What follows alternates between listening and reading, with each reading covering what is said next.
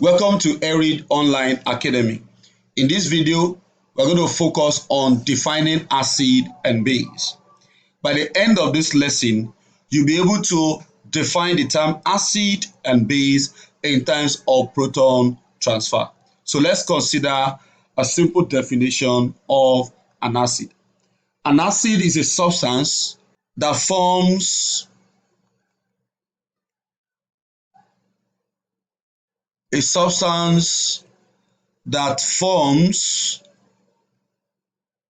hydrogen ion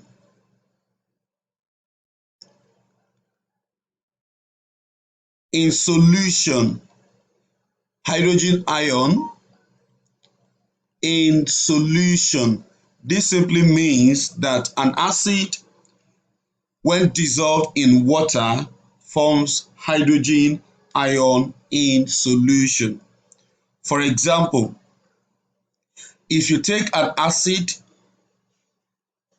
to be a solute, let's say plus solvent, in this case, the solvent is water. So let's say acid plus water, it's going to produce what we call hydrogen ion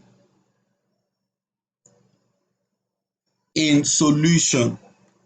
Okay, so the acid here represents the solute, while water is the what? Is the solvent. So we are going to be forming the acid solution. So let's take an acid. Example, let's take hydrochloric acid. Hydrochloric acid plus water, H2O. We're going to be seeing in solution, this hydrochloric acid is going to produce hydrogen ion aqueous and chloride ion aqueous. So this is what we'll refer to as the hydrogen ion. So a substance that produces this hydrogen ion in solution is known as an acid. Let's look at another way of writing this. Still using the hydrochloric acid, HCl plus water. Basically, we can see that the hydrochloric acid we split into two. This is called the dissociation of an acid. Dissociation of an acid. Splits into two. Its hydrogen ion will combine with water to form what we call hydrozonium ion. And of course, we have HCl minus, aqueous. This is hydrozonium ion. This is another way to show the dissociation of this acid in solution. So essentially, every acid, you need to know this as a rule. Every acid, okay, has two parts. Every acid has two parts. You have the hydrogen ion part, okay, and you have the negative ion part. Okay, so let's take hydrochloric acid. This is HCl. HCl can dissociate, that is splitting. The splitting of acid into its various parts is what we call dissociation. Okay, separate into the hydrogen ion and what? The chloride ion. Understanding this dissociation is very key to understanding what an acid is. So let's take another acid, H2SO4, which is your sulfuric acid. That's the sulfuric acid. Don't forget, every acid has two parts. The hydrogen ion part, which will be the positive part, okay, and of course we have the negative part. So in this case, your sulfuric acid will dissociate or will split into its what various ions. The two parts that we have there, splitting it into two parts. Okay, so we have the hydrogen ion part, H plus, and of course we have the negative ion part, which is the sulfate ion. So in order to be able to balance this dissociation, we can see we have two hydrogen here. So I'm going to be having two hydrogen ion per mole of sulfuric acid that splits, that dissociates. So this is the hydrogen ion, while this is the sulfate ion, So we can see we have the positive, okay, ion, and of course we have the negative ion. So it is easier to view an acid, as a substance that produces hydrogen ion in solution. Hydrogen ion in solution. Okay, so let's look at the term base. The term base. The term base. So a base is simply defined as a substance that can neutralize an acid by accepting hydrogen ion. Okay, so a base could be soluble or insoluble. So we could have a base, it could be soluble base, or we have insoluble base. So the soluble base is regarded to as alkaline. The soluble base is regarded to as alkaline. So that simply means that alkaline will produce or dissociate, if you like, hydroxide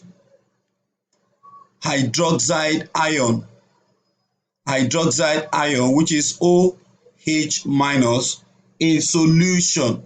So it's going to be aqueous, okay, in solution. So we can define an alkaline as a substance that produces hydroxide ion in solution. A substance that produces hydroxide ion in solution. Okay, so a base neutralizes an acid by accepting hydrogen ion. Now, in which other way can we define a base, or can we explain what a base is? So basically, a base is an oxide or hydroxide of metals. A base is an oxide or hydroxide of metals. For example, we could have a metal, sodium. Sodium is a metal. Sodium, if sodium reacts with oxygen, it's going to form an oxide called sodium oxide. This is sodium oxide. So we can balance it this way. This is balanced. So we have sodium oxide. Sodium oxide.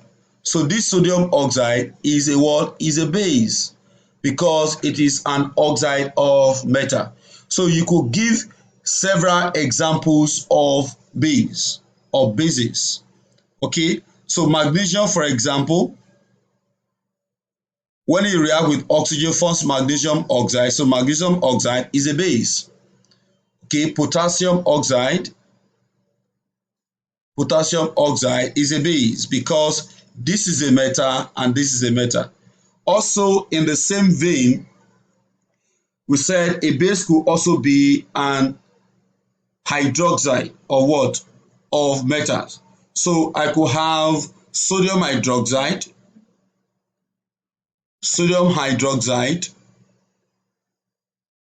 That will also be a base, sodium and hydroxide. So I could have calcium hydroxide. Calcium is a metal. Then hydroxide. So I'm going to be having calcium, OH. So that is an example of what? Of a base. So now, having looked at acid and base in this respect, let's now focus on the definition required here. That is defining, want to defining acid and base in terms of proton transfer. In terms of proton transfer. Now, to be able to understand this definition, we need a strong foundation. First, what is a proton? If you remember the structure of an atom, every atom, okay, has a nucleus, and that nucleus contains two subatomic particles, protons and neutron, while you have your electrons in the shell, your electrons revolving around the shells. So let's look at the simplest atom, which is hydrogen atom. An hydrogen atom has a nucleus and has a proton in its nucleus, which is just one proton. And of course, because of the neutrality of an atom, the number of protons must be equal to the number of electrons. So hydrogen atom, nascent hydrogen in this case, will have one proton and one electron. Then neutron is zero. It has no neutron. Neutron is zero. Okay, so having established this, if we take an hydrogen atom, which is this, and if it loses an electron, if this hydrogen atom loses an electron, what will be left behind? So this hydrogen atom now is losing an electron. Electron is lost from it. So we are going to be left with only the nucleus. The shell is lost. So we have the nucleus, and this nucleus contains only proton because there is no neutron. So if the electron is lost, this particular species will be left with a proton. And of course, it's going to be charged because it has lost a what? The electron. So the net charge will be a what? Will be positively charged. The net charge will be positively charged. This particular atom has one proton and one electron. So the net charge is zero. It has no charge. But in this particular species, number of proton is 1 plus, number of electron is 0. Okay, number of neutron is what? Is 0. So the net charge will be what? Positive. So that is why we have H plus. So we can see that H plus can also be called a what? A proton, because the only thing left in the nucleus of this atom is a proton. So H plus can also be called a what? A proton. So therefore, a proton in this context is what? H plus, which is also hydrogen ion. That's a very good foundation we have set there. So let's define an acid in terms of proton transfer. So therefore, an acid is defined as a proton donor. An acid is defined as a proton donor, while a base is defined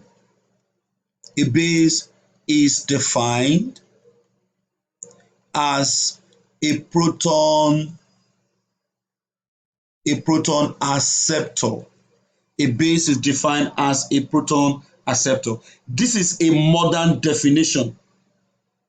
Defining acid and base in terms of proton transfer is a modern definition of what? Of an acid. So let's see how this interplays.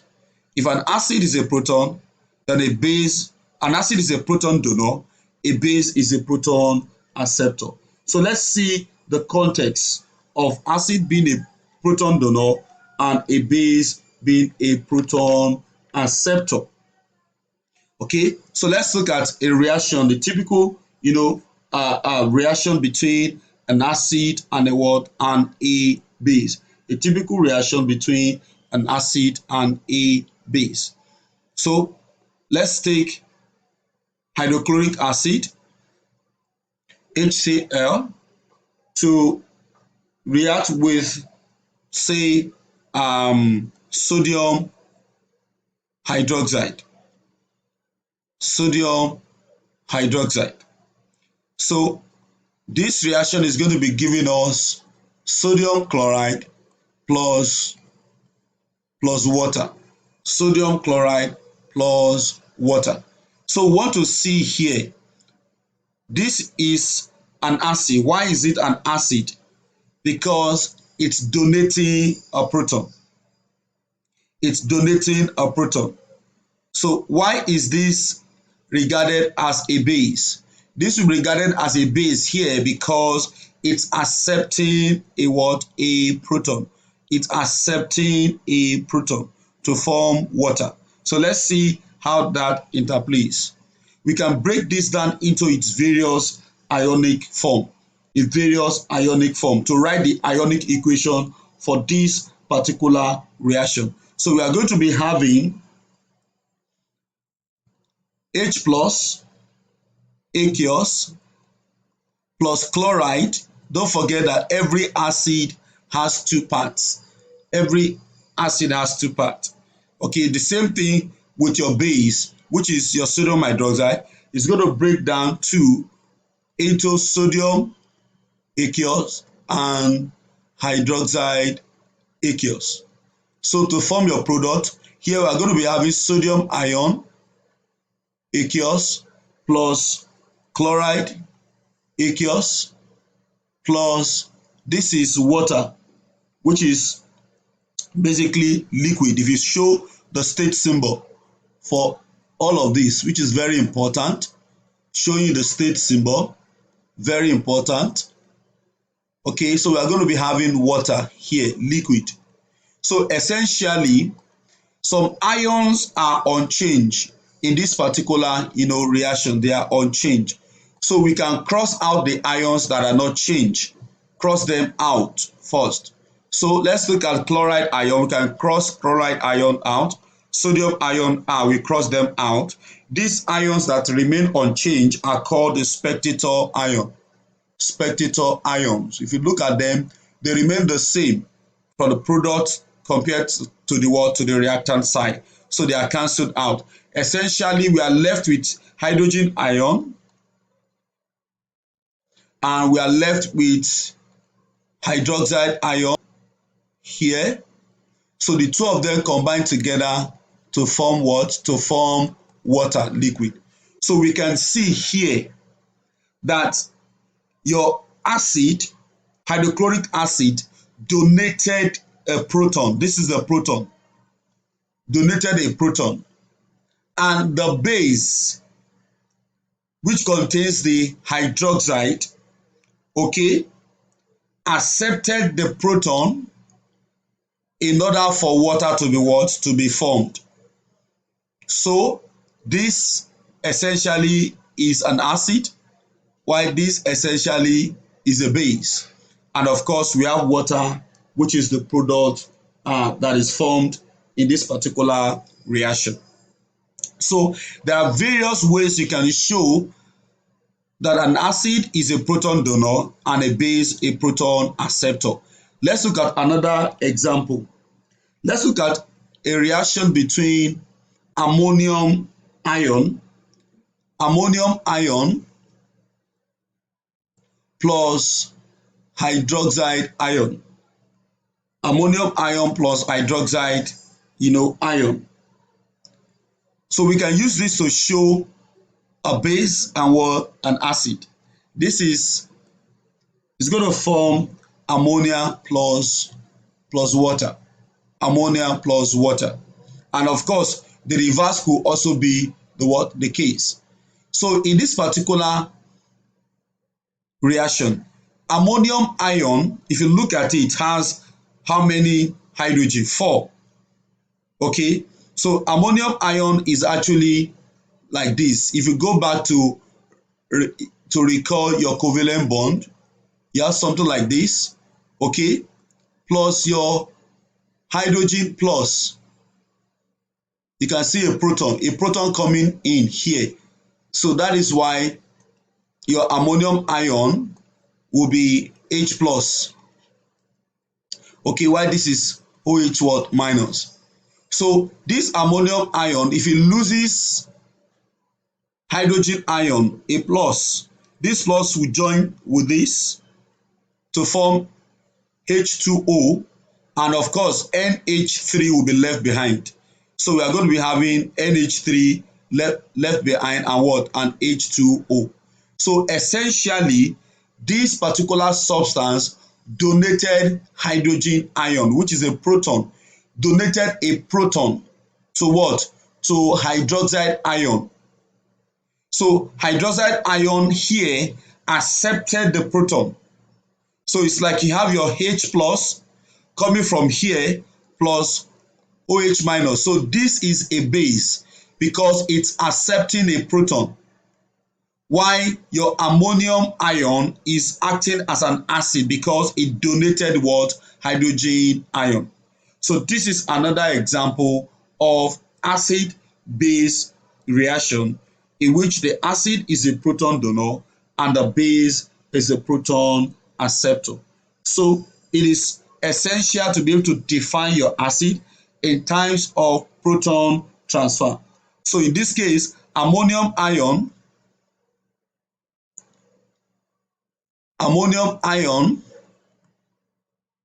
loses a proton, which is H plus, and it becomes ammonia. Why on the other hand, your hydroxide ion accepts a proton and becomes water. So we can see this context of electron transfer. So far we have been able to define an acid as a proton donor and a base as a proton acceptor. We are also able to define an acid as a substance that releases hydrogen ion in solution, while a base as a substance that also releases hydroxide ion in solution. So basically, an acid, okay, a substance that donates proton, H plus, while a base is what? A proton acceptor. And we're able to show that using what? Using equation. We have also learned that an acid can dissociate, can split into hydrogen ion and a negative part, e.g. it could be chloride, it could be sulfate, and so on.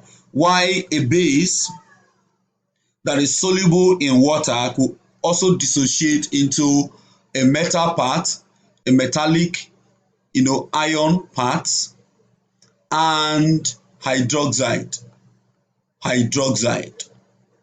Okay, so this is a brief introduction into acid and base in terms of definition. Thank you for listening. Subscribe to my channel so that you'll be the first to be notified whenever I drop new videos like this. See you.